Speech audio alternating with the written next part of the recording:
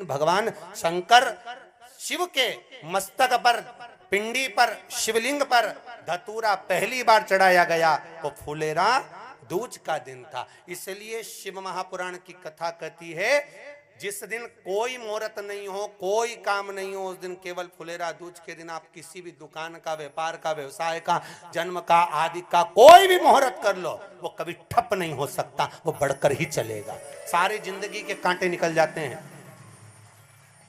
सारी जिंदगी के कांटे समाप्त हो जाते हैं फुलेरा दूज। कहते हैं दुनिया में सब दिन का दान, सब दिन का पुण्य समाप्त हो सकता है, और फुलेरा दूज का दान, पुण्य, सत्कर्म, भजन, कीर्तन, नाम स्मरण समाप्त नहीं होता। चक्कर आ जाते हो, अचानक गिर जाते हो, हापड़ी भराने लगती हो थोड़ा सा चलने पर, श्वास फूल जाती हो ज्यादा चढ़ने पर, उनके लिए विशेष है कि धतूरे की जड़ को, धतूरे का जो फल होता है उसकी जड़ महाराज निकाल कर, धोकर, उसको घिस कर शंकर भगवान पर उसका लेपन कर दीजिए। थोड़ी सी जड़ शिव जी पर चढ़ा दीजिए फुलेरा दूज के दिन। उस जड़ को पानी चढ़ाकर वापिस लेकर आ जाइए। जो मिर्गी का मरीज होता है, जिसको दमे की शिकायत होती है, श्वास की होती है, चलने में हापड़ी भरा जाती हो, फुलेरा दूज के दिन दोपहर के समय पर उसको वो जड़ केवल 3 या 4 बार सुगंध में सुंगा दी जाती है, तो मिर्गी की बीमारी समाप्त हो जाती है, और जिसको दमा श्वास फूलता है उसको भी आराम लग जाता है। फुलेरा दूज के दिन उसके लिए नित्य आनंद का सुख दे जाती है। और भी ध्यान दें, जिसको बहुत भारी बीमारी हो, डॉक्टर कह रहे हैं कि ऑपरेशन की जरूरत है, ऑपरेशन कराना पड़ेगा, गांठ हो गई है, ये हो गया है, वो हो गया है, निवेदन है एक धतूरा फुलेरा दूज के दिन भगवान शंकर के शिवलिंग पर समर्पित करें, और 5 बेलपत्र नंदीश्वर भगवान पर अर्थात भगवान नंदी पर समर्पित करें। जीवन में कितनी बड़ी भी बीमारी होगी वो आगे नहीं बढ़ सकती, ऑपरेशन की जरूरत नहीं पड़ सकती, वो केवल फुलेरा दूज पर हो, केवल फुलेरा दूज के दिन, उसके सिवाय नहीं। और वो 15 मार्च को है, मौका मिला है, आनंद से। धतूरा होता है विषैला। कैसा होता है? विषैला, बहुत विष होता है धतूरे के अंदर। पर महाराज भगवान शिव को वो समर्पित किया जाता है जैसे पार्वती जी को लगा, जब कोई साथ नहीं दे रहा, पार्वती जी को लगा जब कहीं से सुख का अनुभव नहीं हो रहा, आनंद का अनुभव नहीं हो रहा, पार्वती जी ले गई धतूरा, पार्वती मैया ले गई उस बेलपत्र को शिव को। और प्रयास करना, अगर दुख है तो एक धतूरा समर्पित कर कर 1 लोटा पानी अवश्य समर्पित कर। उनके लिए भी कहूंगा जिनको शरीर में दाद हो जाती है, खाज हो जाती है, या खुजलियों का क्रम हो जाता है, उनके लिए भी महाराज धतूरे का पानी, धतूरा 1 लोटे में डाल दो, पानी रख दो उसमें, उसके अंदर थोड़ा सा चंदन डालकर वो पानी शिव जी को समर्पित कर दो। वही पानी को लेकर आ जाइए और कुछ देर तक शरीर में लगाकर बैठ जाइए महाराज। वो केवल फुलेरा दूज का है महाराज, उसको शरीर में लगाकर थोड़ी देर बैठ जाइए, 15-20 मिनट तक।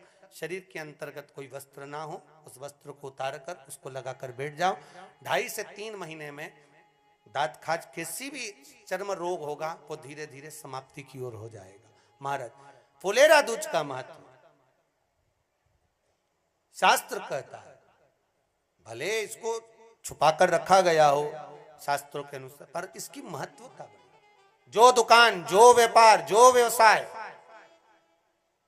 और पहले भी आपको कहा, मान लो आप शिवरात्रि के दिन रात को भगवान शंकर को धतूरा चढ़ाते हो व्यापार व्यवसाय के लिए, और वो धतूरा आप शिवरात्रि के दिन सुबह 4 बजे से पहले नहीं बांध सकते, तो उस धतूरे को फुलेरा दूज के दिन लाल वस्त्र में बांधकर अपने व्यापार वाली जगह पर बांध दो। जीवन में कभी व्यापार नीचे नहीं जाएगा, बढ़ता ही चला जाएगा। और उनके लिए भी निवेदन करूंगा जिनके यहाँ कर्जा बहुत है, बहुत कर्जा है, चूक ही नहीं रहा, पैसा ही नहीं रहा, व्यापार चले तो कर्जा चूके, उनके लिए भी निवेदन करूंगा, एक धतूरा बेलपत्री के पेड़ के नीचे शिवलिंग का निर्माण कर कर फुलेरा दूज के दिन उस धतूरे को अपनी कामना कर कर हल्दी में भिंगोकर उसको भगवान शंकर को समर्पित कर दीजिए अपनी कामना कर कर। उसी हल्दी की 1 बिंदी अपने साथ में रुमाल में लगाकर अपने व्यापार व्यवसाय की जगह पर लेकर जाइए। कर्जा धीरे धीरे धीरे धीरे जब चूकेगा, जब लक्ष्मी आएगी, तो लक्ष्मी की वृद्धि भी वो करता महाराज। ये फुलेरा दूज के उपाय। जिस दिन मां जगज्जननी जगदम्बा अंबा स्वयं भगवान शंकर को मौन होकर देख कर विलापित होती हैं, नैनों से नीर बहता, शिव को हुआ क्या, शंकर को क्या हुआ है, योगरदानी को हुआ क्या।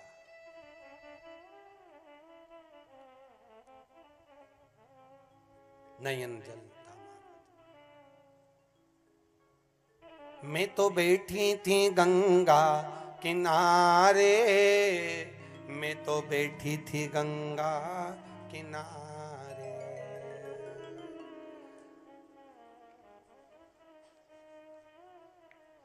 ऐसा धक्का दिया ओ भोलेनाथ, दिल तुझको दिया ओ भोलेनाथ।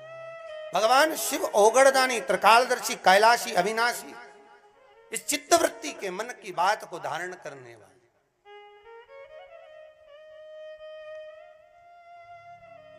जिन लड़का और लड़की का विवाह नहीं हो रहा है, महाराज विवाह के लिए बहुत परेशान हो गए, उनके लिए भी 5 बेलपत्र, 1 धतूरा, 5 शमी पत्र अशोक सुंदरी वाले स्थान पर, चाहे मंगल हो, चाहे राहु हो, चाहे केतु हो, सारे ग्रह भले अनुकूल है नहीं है, प्रतिकूल है नहीं है, वो अपने अनुसार उसको लेकर शमी पत्र, बेलपत्र और धतूरा हाथ की हथेली में रखकर, जिसका मंगल विवाह नहीं हो रहा, बहुत कष्टप्रद है, हाथ में रखकर अशोक सुंदरी, अशोक सुंदरी का स्थान सबको मालूम है ना, भगवान शंकर की जलाधारी पर शिवलिंग, पार्वती जी का हस्त कमल, जहां से चरण जल नीचे जाता है, राइट भाग गणेश जी का स्थान, लेफ्ट भाग कार्तिकेय का स्थान, जलाशय में से, जलाधारी में से जो जल नीचे गिरता है बूंद बूंद, वो शंकर भगवान की 5 लड़कियां, जया, विषहरा, शामरीवारी, दो तली और देव।